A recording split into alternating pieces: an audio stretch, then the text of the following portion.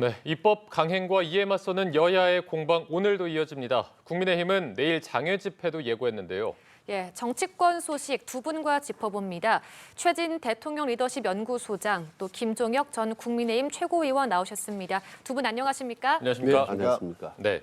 자, 어젯밤 발생한 국가정보자원관리원 화재 상황부터 좀 짚어볼 필요가 있겠습니다. 일단 647개 행정 시스템이 먹통이 됐고 119 신고나 우체국 업무, 모바일 신분증 사용 등이 어렵게 돼서 불편이 있을 것으로 예상되는데 일단 이런 대규모 사태로 이어진 현재 상황 어떻게 봐야 되겠습니까? 참 있을 수 없는 사태가 터진 건데 요즘 AI 시대 강조하는 바래 그 가장 기본이 되는 국가 어떤 전산 시스템이 먹통이 됐다라는 거는 정말 문제가 심각한 거죠.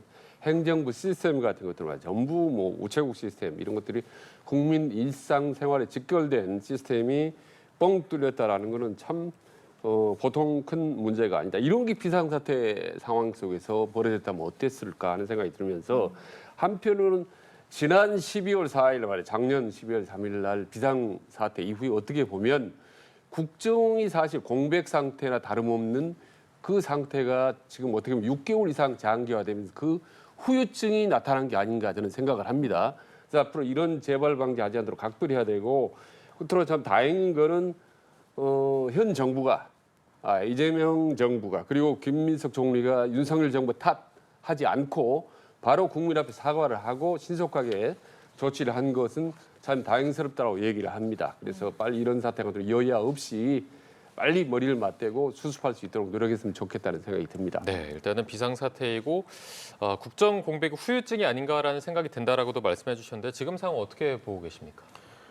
그 2년 전에도 비슷한 일이 있었어요. 그 2023년 11월 달에 보면 그때도 다 먹통 사태가 벌어져서 네. 그때 그 한덕수 총리가 그 현장에 출동을 하고 그다음에 거기 가서 사과했던 그런 일들이 있습니다. 그리고 그 다음에 제가 알기에는 790억 원인가에 예산을 엄청 많이 늘렸단 말이에요. 근데 이번에 또 비슷한 사태가 벌어졌잖아요. 그러니까 이거 어떻게 보면 이게 어떤 특정 정권의 문제라고 얘기할 수는 없을 것 같아요. 그 정권에 윤석열 정권에서도 그런 일이 비슷한 일이 벌어졌었고 그래서 마비가 됐었고 그다음에 지금 이번 정권에서도 또 이런 일들이 벌어졌으니까 물론 이번에 사고예요. 화재가 발생했으니까. 그러니까 얘기를 들어보니 그 백업은 다 돼 있다고 합니다. 예. 백업은 다 돼 있기 때문에 그 기본적으로 국민들의 자료나 그 이런 것들이 사라지지는 않는다고 하지만 우체국도 지금 그 이체가 중단되고 국민들이 느끼는 불편함이 한두 가지가 아니잖아요. 그러니까 이런 부분들을 왜 어떤 이유로 해서 이런 게 발생하고 있는지 그리고 배터리 화재 같은 것들을 막을 수 있는 방법은 없는 건지 그리고 화재가 발생하면 배터리라는 것들은 물을 뿌리기도 쉽지가 않으니까 이런 것들에 대한 대책은 뭔지에 대해서 종합적인 것들 누구를 손가락질하기 전에 종합적인 대책이 나와야 되겠다 이렇게 생각을 합니다. 예, 지금 이번 화재와 관련해서 각 당 대표의 입장들도 좀 전해지고 있는 것이요. 더불어민주당 정청래 대표는 당 차원의 지원 대책을 강구하겠다라고 발표를 했고 반면에 국민의힘 장동혁 대표 충분히 대비할 수 있었던 부분이고 이런 부분은 명백한 인재다라고 비판을 하기도 했거든요. 어떻게 들으셨어요? 그러니까 야당은 조금 전에 얘기했다시피 과연 윤석열 정부에서도 똑같은 그런 상황이 나왔지 않습니까? 그래서 이런 행정 시스템의 어떤 그 구멍 뚫림 이런 것들은 여야 문제가 아니라 국정 문제이기 때문에 협력을 해야 된다. 특히 굳이 책임 소재를 따진다면 오히려 저는 윤석열 정부에 더 많은 행정의 오류나 많은 그 시스템의 흔들림이라든지 이런 부족함, 미숙함들이 많이 노정이 되어 왔었거든요, 사실은. 그래서 이제 이 정부 들어서서 이런 처음으로 큰 행정 어떤 망의 어떤 붕괴가 생겼는데 이런 거야말로 여야 없이 바로바로 서로 협력하는 모습을 보여주면 오히려 야당이 더 도움이 됩니다. 근데 무조건 여당 공격하고 참하는 이런 거는 바람직하지 않다. 어느 쪽에 도움이 안 된다라는 말씀 드립니다. 그러니까 여야 막론하고 일단 이 사태를 빨리 회복하는 것이 가장 큰 이제 문제다라고 말씀해 주시고 있는데 두 분 모두 일단 당 차원의 입장은 조금 이제 다르게 나온 것이 인재다, 명백한 인재다라고도 말을 하기도 했거든요. 어떻게 들으셨어요? 그런 얘기 하나만 하는 얘기잖아요. 사고가 나면 그 예견되었던 인재라는 게 언론에 항상 나오는 거 아닙니까? 그냥 제목 달듯이 그냥 나와요. 근데 이게 무슨 어떤 특정 정권의 문제는 아니라고 생각을 해요. 물론 야당의 입장에서는 야당 원래 비판하는 게 가장 중요한 임무잖아요. 그러니까 야당으로서 뭐 정부에 대해서 비판하는 거는 할 수 있다라고 생각을 해요. 근데 그렇다고 해서 뭐 우리가 여당일 때는 그럼 없었느냐? 그것도 아니잖아요. 그러니까 그냥 여야 가릴 것 없이 이런 부분에 대해서 초당적으로 이걸 어떻게 대책을 세울 것인가 이런 것들에 더 집중을 하는 것들이 낫겠다. 그냥 뭐 인재다, 뭐 니네가 정권 잡았으니까 이런 일이 생겼다 이렇게 얘기하는 거는 사실 좀 적절치는 저도 뭐 국민의힘 소속입니다만 그렇게 얘기하는 것은 별로 그렇게 설득력은 없다라는 생각이 듭니다. 네, 알겠습니다. 자, 이번엔 저희가 정부조직법 개정안에 대해서 얘기를 좀 나눠보도록 하겠습니다. 어제 민주당의 주도로 개정안이 처리가 됐고 검찰청이 이제 공식 폐지가 됐습니다. 1년간의 유예 기간을 가지고 내년 9월에 이제 78년 만에 검찰청이 공식 폐지가 되는 건데 글쎄요, 어떻게 보면 역사적 성취로 평가하는 부분도 있습니다. 현재 민주당은. 그런데 각 당의 입장이 다르기 때문에 어떻게 보셨습니까? 일단 저는 결론부터 말씀드리면 역사적인 시대적인 흐름이고 검찰의 자업자득이다라고 봅니다. 검찰청이 역사 속으로 사라진 게 말씀드리죠. 지금 뭐 검찰 내부에서 올 것이 왔다라고 얘기하지 않습니까? 그는 스스로 이런 상황을 언젠가 올 거라고 예측을 했다는 건데 해방 이후 그러니까 정부 수립 이후에 보면요.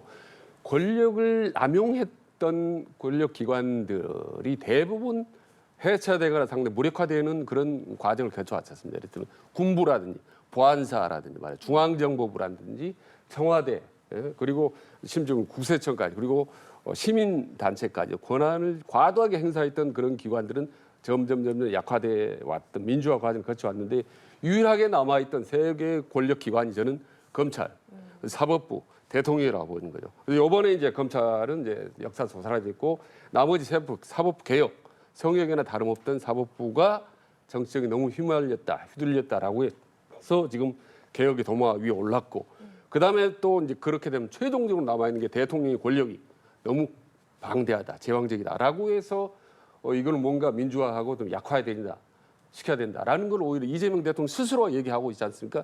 그래서 크게 보면 대한민국 같은 민주화된 과정인 거고 너무나 당연한 과정이 다만 1년 동안 유예 기간이 있기 때문에 이 기간 동안에 형사사법체제에 있어서 어떤 미흡함이나 이런 부분들이 국민들에게 끼치지 않도록 만전을 기하는 것 그리고 보안수사권이나 이런 부분들을 조정하는 마지막 강론적으로 대비하는 것 이런 게 필요한 거지 일단 검찰청 78년 만에 사라진 거는 뭐 시대적인 흐름이다.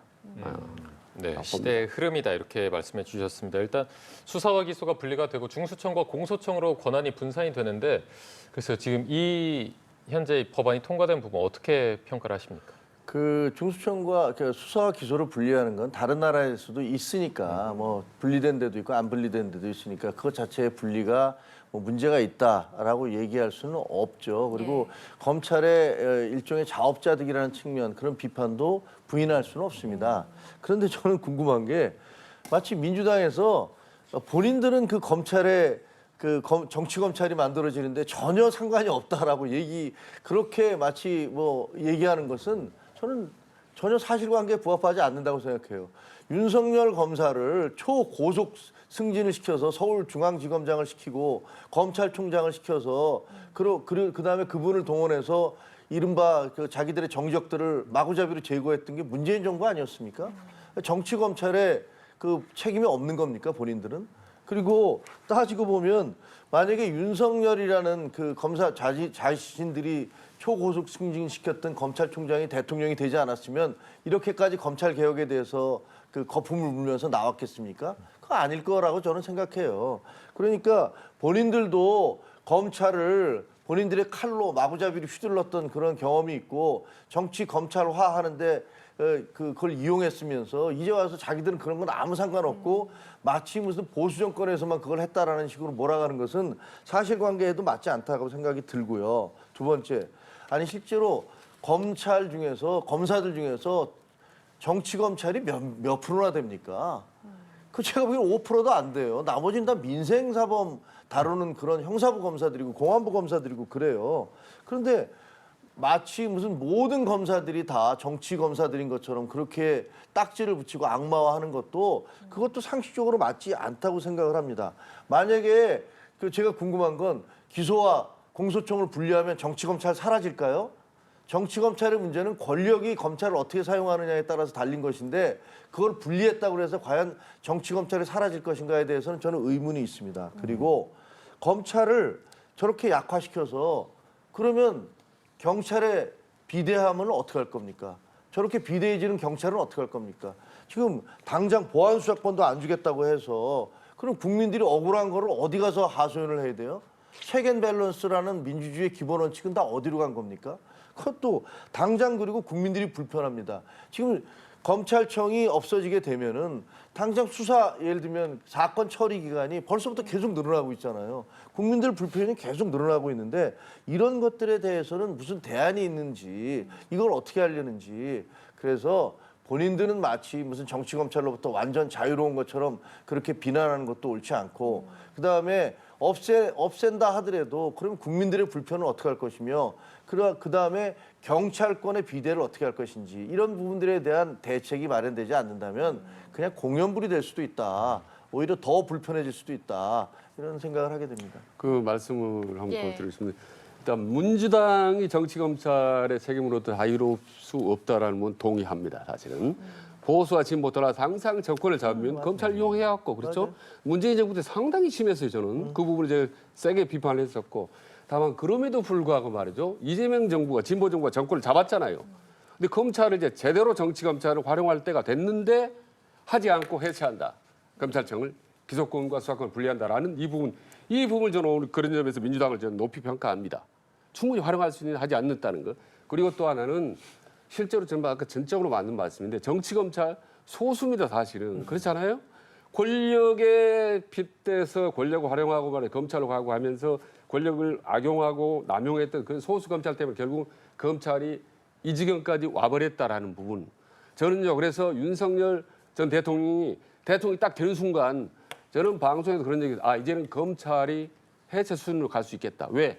검찰이 비대하고 남용된 권력이 정점을 찍었다. 이게 그래서 국민들의 비판도 상당히 커지고 검찰 해체론이 자연적으로 커질 수밖에 없다. 결국 검찰청 해체 수준의 결정적인 원인은 저는 윤석열 대통령에서 정점을 찍으면서 거기서 시작됐고 그랬기 때문에 지금 어느 국민도 어느 검찰도 좀 공개적으로 검찰청 해체하면 안 된다라고 얘기 안 하지 않습니까? 그래서 아까 말씀드린 대로 그 시대의 흐름이었고 결국은 극소수의 정치 검찰들 특히 윤석열 전 대통령이 오늘의 어떤 검찰청 해체를 자초한 사람들이다. 장부인 자업자득의 철저한 자업자득이다라는 말씀을 드립니다. 그러니까 이번 검찰 개혁과 관련해서 당을 막론하고 책임이 있다라는 것은 두 분 다 공감을 해주셨고 그리고 소수의 정치 검찰로 인해서 일반화하는 것은 옳지 않다라는 말씀도 두 분이 해주셨는데 그럼에도 각 당은 좀 다른 입장을 보이고 있는 것이 계속해서 지금 국민의힘에서는 이런 정부 조직도가 민주당 손에 무참히 유린당했다 이렇게 비판하기도 하고 또 남은 쟁점 법안들도 많지 않습니까? 방통위법도 있고 국회법 등등 남아 있는데 그렇다면 앞으로 이런 필리버스터로 계속해서 대응해 나갈 것인지요? 네. 지금 보면요, 그 방통위법 같은 경우는 사실은 그건 제가 보기에는 이진숙 축출법이에요. 이진숙 방통위원장 한 명을 내쫓기 위한 그래서 아예 불을 바꿔버리는 거잖아요. 거기 미디어만 들어갔어요. 방송 미디어 통신위원회를 만드는데 그게 지금의 방통위와 다를 게 별로 없어요. 근데 그렇게 바뀌게 되니까 그러면 위원장하고 주변에 위원들 다 나가게 되는 거니까 도대체 사람을 쫓아내기 위해서 부서를 바꿉니까? 그건 제가 보기에는 정말 두고두고 나중에 그 오점으로 남을 거라고 생각을 합니다. 그리고 금융위도 보세요. 금융위도 무슨 감독 기능과 이 기능을 나누겠다고 얘기했잖아요. 근데 나누겠다고 했는데 여기저기서 반발 일고 그러니까 바로 그냥 없던 일로 해버렸어요. 정부 조직법을 바꾸는 거를 그렇게 손바닥 뒤집듯이 할 수 있는 겁니까? 그래서 뭐지? 그러니까 이게 얼마나 졸속으로 이루어지고 있는가 이런 것들을 보여준다고 생각해요. 물론 저는 거기에 지지하는 부분도 꽤 있어요. 좀 바뀌어야 된다라고 생각하는 부분도 있긴 하지만 지금 전체적으로 진행되고 있는 검찰이 개혁해야 된다는 것들은 맞지만 그것들을 마치 뭐 모든 책임은 보수 정권에 있다라고만 밀어붙이는 거. 그다음에 방송 미디어 통신위원회라는 걸 만들어서 사람 하나를 바꾸기 위해서 그렇게 부서를 만들어내는 거라든가 금융위 같은 것들을 이렇게 하겠다고 했다가 뒤집어 갖고 그냥 없던 걸로 하는 것 이런 것들을 보면 상당히 문제가 있다라는 생각을 안 할 수는 없습니다. 정말 미디어법이 말이죠. 이진숙 위원장 한 사람을 추천하기 위한 추방법이다. 그 상당 부분 동의합니다, 사실은. 네, 그 부분 동의해요. 이진숙 위원장이 1인 체제로 지금 버티고 있는 한은 새로운 정부와 방송 체제 할 수가 없는 거 아닙니까? 근데 이진숙 위원장은 누구나 다 아는 자타공인한 낙하한 인사에다가 더구나 청문회 과정에 얼마나 문제가 많았었습니까? 사실 자질 논란, 빵 뭐 수백 개씩 사고 이런 문제, 뭐 그건 뭐 저 개인적인 뭐 자질 문제라 하더라도 이후 여러 가지 문제점이 많은데 어떻게 새로운 정부가 들어섰는데 이 문제만은 전직 보수 정권의 방통위원장이 끝까지 이걸 버티겠다? 이게 그러니까 어떻게 보면 본인 이진숙 위원장 혼자만 물러나면 자진 사퇴하면 아주 간단한 겁니다. 근데 끝까지 버티는 겁니다. 결국은 그래서 저런 어떻게 보면 좀 무리한 수까지 나오게 된 거죠, 사실. 그래서 참 지금이라도 어떻게 보면 이진숙 위원장이 빨리 사퇴를 한다면 그건 조금 나올지 모르겠지만 저렇게까지 버텨서 어떤 정치적인 이득을 얻으려고 하는 건지 오히려 탄압받은 모습 코스프레해서 대구시장 나가려고 한다 이런 얘기를 파다하지 않습니까? 그런 점에서 저는 참 방통위 이 법안 보면 저는 아무리 생각해도 저는 이진숙 위원장의 그런 일련의 어떤 행태들 이런 부분들을 도저히 이해할 수가 없어요. 저는. 그 일견 뭐 타당한 지적이시기도 한데 그런데 사실 알박기의 원조는 민주당입니다. 그 문재인 정부 때 막판에 알박기를 무수하게 해냈어요 공공기관에. 그래갖고 그래놓고서 그게 법적으로 자를 수가 없게 돼 있는 거 아닙니까? 왜? 법이 그렇게 돼 있어요. 그러니까 차라리 정권이 바뀌면 그런 정무직들은 모두 바꾸자. 오케이, 예. 이렇게 하든가. 아니 본인들은 그 법을 악용해서 최대한 알박기를 사상 최대의 알박기를 공공기관장을 다 뿌려놓고서 그다음에 자기들이 정권 바뀌니까 그것도 3년 만에 바뀌었는데 그러니까 다 바꿔야겠다. 이제 우리 마음에 들지 않는 사람들은 다 바꿔야겠다. 이거야말로 내로남불 아닙니까? 본인들도 그렇게 하지 말았어야죠. 그러면 그래 우리도 잘못했고 이번에도 옛날에 우리가 잘못했는데 이번에 와서 보니까 진짜 안 되겠다. 그럼 법을 바꾸셔야죠. 전체 법을 바꿔서 앞으로는 우리도 정권이 바뀌면 전부 다 바꾸겠습니다. 라고 얘기를 하든가. 그건 안 하면서 본인들이 했던 것들을 싹 덮어버리고 그다음에 너 왜 우리 정권 바뀌었는데 안 나가? 이렇게 얘기하면 그거는 제가 보기에는 적절한 그런 태도는 아니다라는 생각이 듭니다. 그래서 그러니까 결국엔 알박기 법을 방지법. 바꿔야 한다 이런 예, 말씀이신 것 알박기 같거든요. 방지법 이건 꼭 해야 되는 겁니다. 사실 정권이 바뀌면요 아주 고도의 정무직 의원들 일괄 사표를 해야 됩니다. 그래서 보면- 받을 사람 받고 아니면 뭐 농림수산관처럼 공익적으로 일 잘하는 사람 또 관리하기도 이렇게 해야 되는 거지 매번 이 악순환이 되풀이되면 안 되는 거죠 사실. 그럼에도 불구하고 이번에 이진숙 의원은 어떤 논리를 해도 일단 계속 버티는 것은 절대 그 논리가 서지 않는다. 이진숙 방통위원장은 네. 무조건 사퇴하는 것이 올바르다고 생각하고 이번 차제에 왜 그걸 안 하는지 모르겠어요. 민주당이 뭐 천년 만년 정권 잡는 것도 아니지 않습니까? 그래서 차제에 정권을 바뀌면은 모든 정무직 일괄 사퇴하는 법안 이거를 좀 여야 합의로 통과시켰으면 좋겠다라는 생각이 듭니다. 네, 지금 두 분이 이제 말씀하고 계신 게 방송미디어통신입법. 오늘 오후에 이제 본회의에서 국민의힘의 필리버스터가 강제 종료되면 7시 이후에 한 표결 처리가 예정이 돼 있고요. 그렇다면 두 분이 말씀해 주신 대로 이진숙 방통위원장 자동 면직 수순을 밟게 되는 부분이 있기 때문에 계속해서 이 부분에 대해서 좀 말씀을 해주셨습니다. 지금 여야 입장은 이 부분도 그렇고 여러 가지 뭐 검찰 개혁이나 상황들을 봤을 때 계속해서 대치 전선이 이어지고 있거든요. 주말에도 계속 좀 뭐 장외투쟁이나 이런 얘기도 나오고요. 현재 상황 어떻게 봐야 되겠습니까? 그러니까 내일 이제 장애투쟁을 하잖아요. 예. 내일 이제 대한문 앞에서 그 모이는데 뭐 당 지도부는 최대한 많이 모으겠다. 그래서 10만 명까지 모으겠다. 뭐 이렇게 주장을 하고 있는데 모르겠습니다. 얼마나 모일지는 잘 모르겠고요. 근데 그 당 내에서도 그 장애투쟁에 대해서는 비판적인 목소리도 많아요. 지금 현재 추석이어서 벌초하러 가시는 분들도 많고 뭐 이런데 이런 분위기에서 자꾸만 장외로 끌어내는 것들이 과연 옳은 것이냐라는 그런 현실적인 부분에서부터 그리고 거기 이제 장외 투쟁을 하게 되면 이른바 그 윤 어게인 세력들 그 지난번에도 뭐 저 윤석열 대통령의 대형 사진을 걸개 그림을 들고 왔었잖아요. 그리고 뭐 성조기까지 들고 와서 이른바 극우라는 분들 윤호개인 세력이 참여해서 그 분위기가 확 뒤집히는 건 어떻게 할 거냐 이런 부분에 대해서도 또 불만들이 많으시고요. 그다음에 이걸 함으로써 우리 지지도가 올라가야 되는데 당 지지도가 올라가고 뭐 당내 결속이 강화돼야 되는데 당내 결속이 과연 얼마나 강화될까? 내부에서도 이렇게 반발이 있으니까. 그다음에 외부에서 국민들이 중도층이나 이런 분들이 과연 우리를 어떻게 보고 여론은 거기에 대해서 이렇게 호의적인가?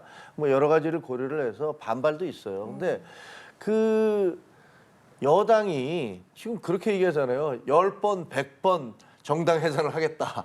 이렇게까지 나오니까 보면은 야당의 입장에서는 별로 할 수 있는 게 별로 없는 거예요. 그리고 수적으로도 너무 다수잖아요. 압도적 다수를 가지고서 필리버스터 해봤자 뭐 지금 조금 이따 보시지만 어저께 것도 검찰청 법도 6시 이후에 그냥 5분의 3으로 통과됐고 예. 오늘도 마찬가지일 거예요. 오늘도 저녁에 이제 또 통과시키면은 또 그 아무런 그 소득이 없게 되는 거잖아요. 그래서 여야가 그러니까 저는 저런 장외 투쟁에 대해서 개인적으로는 반대합니다. 저거 별로 이렇게 실효성 없다 이렇게 생각을 하지만 그러나 저렇게 야당을 밀어붙이는 일방적으로 밀어붙이고 뭐 조의대 대법원장 청문회를 하겠다 탄핵을 하겠다 니네 당은 10번 100번 해산을 시키겠다 이렇게 밀고 나가는 여당도 지금 정상적이라고 보기는 어렵다 이런 생각이 듭니다. 그러니까 우선은 내일 서울시청 앞에서 두 번째 대규모 거리 투쟁이 나서는데 말씀해 주신 것처럼 당 내에서도 어떤 비판의 목소리가 나오고 있습니다만 이런 여당의 압박 속에서 지금 할 수 있는 어떤 최선의 방법이다라고 좀 이렇게 얘기가 나오고 있는 것 같거든요. 어떻게 들으셨어요? 지금 국민의힘은 밀어붙이는 외에 할 게 없는 것 같아요, 사실은. 지금 보면은 강성 지지층 외에 어떤 보수 지지층이라든지 중도층도 포기한 것 같고 일단 그나마 지금 있는 강성 지지층이라도 결집해 나가려면 장외 집회를 위해서 투쟁 모드로 나가는 수밖에 없는 겁니다. 그런데 87년 민주화 이후로 장외 집회를 해서 여든 야든 보수든 진보든 성공한 경우가 없어요. 황교안 전 대표 기억하지 않습니까? 삭발하고 단식하고 장외 집회했지만은 그 무참하게 지지율이 오히려 떨어졌거든요. 그리고 하나 총론적으로 말씀드린 거 싶은 거는 집권 1년은 말이죠. 보수든 진보든 그 대통령의 시간입니다. 지금 이재명의 시간이에요. 그러니까 이재명 대통령과 정부 여당이 마음껏 하도록 상당 부분 놔두는 것이 낫습니다. 저는 윤석열 대통령 때도 그렇게 얘기를 했어요. 윤석열의 시간 1년 동안은 그대로 놔두자. 그래서 그 심판은 국민들이 하게 하는 겁니다. 국민들이 뭘로 심판합니까? 두 가지로 하잖아요. 지지율 아니면 투표 선거 때 이 두 가지로 하는 겁니다. 근데 왜 꼭 야당은 지금 국민의힘은 모든 걸 다 심판하려고 합니까? 지금 일일이 한미 동상 문제를 시작해서 조금 전에 뭐 국정 시스템, 행정 시스템 마비된 거 모든 걸 다 시시콜콜하게 다 지금 야당이 심판하지 않습니까? 그러면 안 되는 겁니다. 그래서 야당 지지율이 저렇게 항상 바닥을 헤매는 거고 그래서 대통령과 정부 여당이 집권 초기 1년 동안은 소신 있게 밀어붙여봐라. 그래서 못하면 너무 내년 6월에 있는 지방선거 때 아주 엄중한 국민들 심판을 받을 거고 잘하면 지지를 받는 거고 그리고 1년쯤 지나서 야당 대통령이나 정부 여당을 공격할 때 훨씬 설득력을 받는 겁니다. 그렇지 않고 지금처럼 저렇게 계속 비판하고 공격만 하면 국민들 입장에 식상하는 거죠, 사실. 항상 너희들이 옳은 소리 해도 너희들 맨날 공격하고 비판하는구나. 관심도 안 갖는 겁니다. 그래서 지금 이대로 장애 집회가고 강대강으로 가면은 결국 내년 지방선거 때 결국은 국민님이 참패할 수밖에 없다. 그러나 마지막으로 덧붙이면 저기 시간이 내년 지방선거 이후로 자꾸 1년, 2년이 갈수록 그 모든 비판에 부담은 대통령이 지게 됩니다. 예. 대통령. 그래서 대통령도 간단하게 보지 마시고 계속 이제 협치의 노력을 해야 되는 거죠. 어쨌든 지금 돌아가고 있는, 지금 하고 있는 전략, 행태 여러 가지 국민의힘은 전혀 바람직하지가 않다라는 것이 제가 말씀드리고 싶은 핵심입니다. 네. 저도 좀 동의하는데 이게 지금 시대에 그 장애 투쟁이라는 게 별로 그렇게 큰 효과는 없는 것 같아요. 예를 들어 민주당도 그랬거든요. 민주당도 윤석열 전 대통령 당선됐을 때 한 달쯤 지났을 때 그 시민단체들이 주관이 돼서 탄핵하자고 길거리로 나섰었어요. 그때 민주당도 상당 부분 의원들이 현장에도 가고 그랬던 걸로 기억을 하는데 그런데 몇 달 뒤에 6월 달에 치러진 지방선거에서 국민의힘이 압승을 했어요. 그러니까 그게 그런 식으로 길거리 투쟁을 한다는 게 과연 얼마나 도움이 될까. 그리고 우리 황교안 대표도 2020년도에 그렇게 길거리 삭발하고 투쟁했는데 결국 2020년 그 총선에서 대패를 했거든요. 그러니까 별로 도움은 되지 않는 것 같은데 장동혁 지금 대표는 본인이 강성인 것 같아요. 본인이 지난번에 그 12.3 계엄 때도 뭐 계몽령, 신의 계시를 받은 계몽령이다 이런 얘기까지도 했던 적이 있었고 그다음에 이제 그 나중에는 이제 비상계엄은 잘못됐다 뭐 이렇게 얘기를 했지만 실제로는 본인이 그렇게 얘기를 했고 탄핵에 대해서도 강력한 반탄이 당의 어떤 그 당론이다 이렇게 주장하시는데 아니 헌법재판소에서 탄핵이 8대 0으로 인용됐는데 그게 잘못됐다고 얘기하면 그 말은 안 되는 거잖아요. 그래서 본인이 굉장히 강성이신 것 같아요. 그때도 그렇고 지금도 계속 그 길거리 투쟁을 하시면서 본인의 어떤 그 정치적인 몸값 이런 거는 대표로서는 상당히 올라갈 수 있죠. 내가 대표다. 이렇게 얘기를 하지만 글쎄 그게 당의 지지도에 도움이 될까? 이런 부분들에 대해서는 약간 이렇게 의구심이 좀 있습니다. 예, 알겠습니다. 자, 저희가 마지막으로 이 부분도 한번 짚어보도록 하겠습니다. 국회 본회의장에서 호남에서는 불 안 나나라는 발언을 한 주인공이 국민의힘 김정재 의원인 것으로 확인이 됐습니다. 김 의원의 입장을 보면 재난에 영호남이 없다라는 뜻이었고 그 뜻을 이제 경상도 말로 함축을 하다 보니 좀 그런 오해를 산 것이다라고 했는데 그래서 이 발언은 좀 어떻게 보셨습니까? 보기 안 좋죠, 되게. 김정지 의원은 보니까 여성 의원인데요. 여성 의원인데 서울에서 이제 뭐 서울시 의원 2번 하고 경상도 그러니까 포항에서 지금 3선 의원입니다. 예. 3선. 그러니까 상당히 중진 의원이죠, 사실은. 그러니까 정치 돌아가는 거, 국회 돌아가는 거 충분히 알만한 분인데 이런 분이 본회의장에서 야, 호남에는 뭐 불 안 나라 얘기했는데 본인이 이제 이렇게 해명을 했어요. 영남이나 호남이나 뭐 똑같이 불이 날 수도 있기 때문에 이번 법안에 찬성해 달라라는 뜻을 경상도 말로 짧게 하면은 뭐 호남에 불 안 나나라고 했다는데 저건 이제 상당히 궁색한 해명인 거고 어쨌든 저 발언이 정치적으로 오래 가지는 않을 거라고 봅니다, 사실은. 그러나 저런 발언을 한 번씩 중진 의원인데 뱉으면요. 영남 호남의 주민들 사이에 상당히 자극적을 주게 됩니다. 그러니까 보이지 않게 지역 감정을 강력하게 자극을 시키는 아주 민감한 발언이란 말입니다. 네. 겉으로는 보이지는 않지만은 속으로는 상당히 아프고 나쁜 발언이기 때문에 저런 분은 빨리 이 당사자가 이건 정말 이유열명으로 잘못했다라고 사과를 하는 것이 진정성 있다고 봅니다. 대충 뭐 무슨 사퇴 요구를 하거나 무슨 윤리 제소하거나 뭐 이런 부분으로는 전혀 뭐 정치적으로 해법 여지가 저는 안 보이는 거고 본인이 김정지 의원이 야 이건 정말 문제가 발언이 잘못됐다라고 한다면 공개적으로 정중하게 진정성 있게 사과한다면 상황은 뭐 문화화될 수 있지만 그렇지 않을 경우에 가뜩이나 지금 양극단 시대 영원함의 지역 감정, 정책은 감정의 대립은 계속될 수밖에 없다. 네. 안타깝다 말씀드립니다. 네, 사실 이 발언이 그 경북, 경남, 울산 지역에 산불이 났고 그걸 피해 구제하거나 지원하는 방안 특별 법안이 통과되고 가결된 직후에 이제 나온 발언이었는데 일단 뭐 사과를 해야 좀 끝이 날 것이다라고 해주셨거든요. 어떻게 보십니까? 저는 그냥 말실수예요. 저게 설마 호남에 불나라라고 했겠습니까? 영남 지역에 불을 났는데 이게 산불 특별법 그러니까 처리를 했는데 혁신당에서 기권하니까 야 이거 무슨 재해 지역에다가 그 특별법 만드는 것까지 그것을 기권을 하냐? 그 지역에는 불날 수도 있는 거 아니냐? 그럼 이런 식으로 얘기를 했던 것 같아요. 근데 그래도 부적절하죠. 그렇죠. 왜냐하면 정신이라는 건 본인의 말의 의도가 아니라 그것이 사람들에게, 국민들에게, 유권자들에게 어떤 특정 지역분들에게 어떻게 받아들여질 것이냐를 생각하면서 얘기를 해야 되는 거예요. 그리고 최 원장님 말씀하신 대로 또 일부 사람들은 그걸 굉장히 왜곡을 해서 야 포항 출신 김정재가 호남에 불나라고 했다. 이렇게 막 또 확산하고 선전하고 그러면서 선전선동을 할 거란 말이에요. 그러니까 그런 거에 이용되는 것 그런 것까지도 고려를 했어야죠. 우리나라에서 그 여야 못지않게 지역 감정이라는 게 얼마나 심각합니까? 근데 저는 그냥 말실수라고 보고요. 근데 본인이 그 아 그거 진짜 아니었다. 근데 대단히 죄송하다. 그거 제가 말실수를 해서 그렇게 오해 사게 한 건데 전혀 그렇지 않다. 이렇게 얘기하고 정리를 해야 됩니다. 그걸 예. 무슨 뭐 의원직을 사퇴해라 무슨 뭐 그건 아닌 것 같아요. 예, 알겠습니다. 오늘 정치권 소식들 최진 대통령 리더십 연구소장 그리고 김준혁 전 국민의힘 최고위원과 함께 짚어봤습니다. 두 분 말씀 고맙습니다. 고맙습니다. 고맙습니다.